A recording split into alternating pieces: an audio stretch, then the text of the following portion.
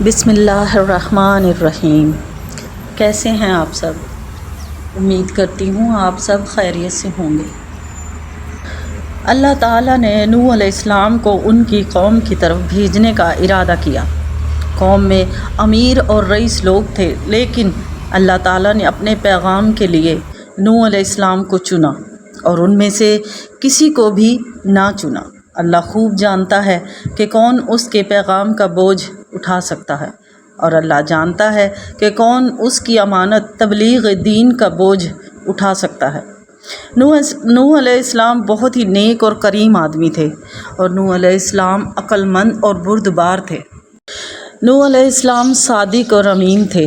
اللہ تعالیٰ نے اپنے پیغام کے لیے نوح علیہ السلام کو چنا اور ان کی طرف وحی بھیجی کہ ذرا اپنی قوم کو اس سے پہلے کہ ان پر دردناک عذاب آئے۔ نوح علیہ السلام اپنی قوم میں کھڑے ہوئے اور لوگوں سے کہنے لگے کہ بے شک میں تمہارے لیے امانت دار رسول ہوں۔ جب نوح علیہ السلام قوم میں کھڑے ہوئے اور کہا بے شک میں تمہارے لیے امانت دار رسول ہوں، تو کچھ لوگ کھڑے ہوئے اور کہنے لگے کہ یہ کب سے نبی ہو گئے؟ کل تو ہم میں سے ایک آدمی تھے، اور آج کہتے ہیں کہ میں تمہاری طرف اللہ کا نبی بنا کر بھیجا گیا ہوں۔ نوح علیہ السلام کے دوستوں نے کہا، یہ بچپن میں ہمارے ساتھ کھیلتے تھے اور ہر روز ہمارے ساتھ بیٹھتے تھے، بس کب آ گئی ہے ان کے پاس نبوت، رات کو یا دن کے وقت؟ اور امیروں اور مغروروں نے کہا، کیا اللہ کے اس کے علاوہ کوئی اور نہیں ملا؟ کیا سب لوگ مر گئے ہیں؟ کیا قوم میں فقیر کے علاوہ کوئی نہیں ملا؟ اور جاہلوں نے کہا، یہ تو تمہارے جیسے ہی انسان ہیں۔ اور انہوں نے کہا، اگر اللہ چاہتا تو کوئی فرشتہ اتار دیتا، یہ تو ہم نے پہلے آباء و اجداد سے بھی نہیں دیکھا۔ اور کسی نے کہا کہ بے شک نوح علیہ السلام اس طریقہ سے سرداری اور عزت حاصل کرنا چاہتا ہے۔ لوگ بتوں کی عبادت کرنے کو حق سمجھتے تھے اور بتوں کو عبادت کو عقل سمجھتے تھے، اور خیال کرتے تھے کہ جو آدمی بتوں کی عبادت نہیں کرتا وہ گمراہی اور بے وقوفی میں ہے۔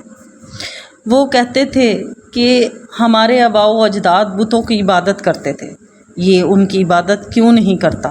اور نوح علیہ السلام بتوں کی عبادت کو گمراہی اور بے وقوفی سمجھتے تھے۔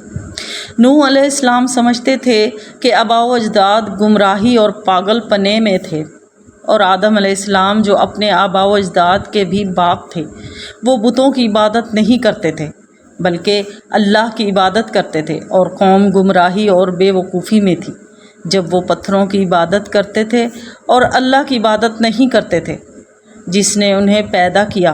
نوح علیہ السلام اپنی قوم میں کھڑے ہوئے اور اپنی پوری آواز سے کہا کہ اے میری قوم، اللہ کی عبادت کرو، تمہارے لیے اللہ کے سوا اور کوئی معبود نہیں ہے، مجھے تم پر بڑے دن کے عذاب کا خوف ہے۔ ان کی قوم کے سرداروں نے کہا، بے شک ہم تجھے صاف گمراہی میں دیکھتے ہیں۔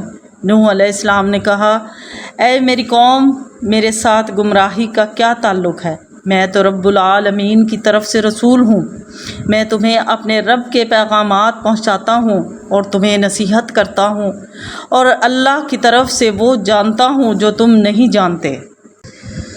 نوح علیہ السلام نے بہت زور لگایا کہ اس کی قوم ایمان لے آئے اور اللہ کی عبادت کرے اور بتوں کو چھوڑ دے، لیکن نوح علیہ السلام پر ان کی قوم کے چند افراد کے علاوہ کوئی اور ایمان نہ لایا، اور صرف وہی افراد ایمان لائے جو اپنے ہاتھوں سے کام کرتے تھے اور حلال کھاتے تھے۔ اور جہاں تک ان کی قوم کے امیروں کا تعلق ہے، ان کا تکبر نوح علیہ السلام کی اطاعت میں آڑے آیا۔ ان کے مال اولاد نے ان کو فکر و آخرت سے بیگانہ کیا۔ وہ کہتے تھے کہ ہم شرفا اور یہ ذلیل لوگ ہیں۔ اور جب انہیں نوح علیہ السلام نے اللہ کی طرف بلایا تو انہوں نے کہا، کیا ہم تجھ پر ایمان لائیں جب کہ تیری پیروی ذلیلوں نے کی؟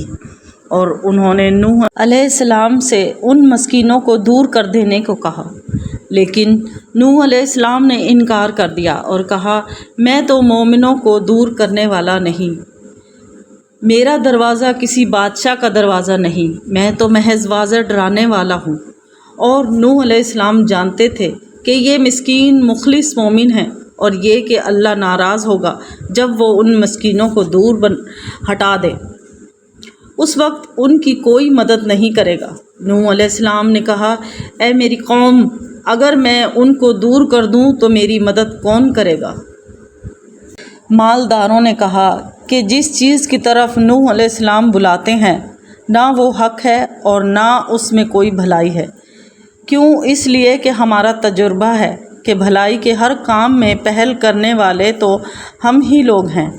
ہر عمدہ کھانا ہمارے پاس، ہر خوبصورت لباس ہمارے پاس ہے، اور لوگ ہر چیز میں ہماری پیروی کرتے ہیں، اور ہم دیکھتے ہیں کہ خیر اور بھلائی کے سلسلہ میں ہم سے کوئی خطا نہیں ہوتی، اور شہر میں کوئی ہم سے آگے نہیں نکل سکتا۔ اگر یہ دین مجسمہ خیر ہوتا تو ان مسکینوں سے قبل ہمارے پاس آتا، اگر یہ خیر اچھا ہوتا تو کوئی ہم میں سے اس کی پہل کرتا۔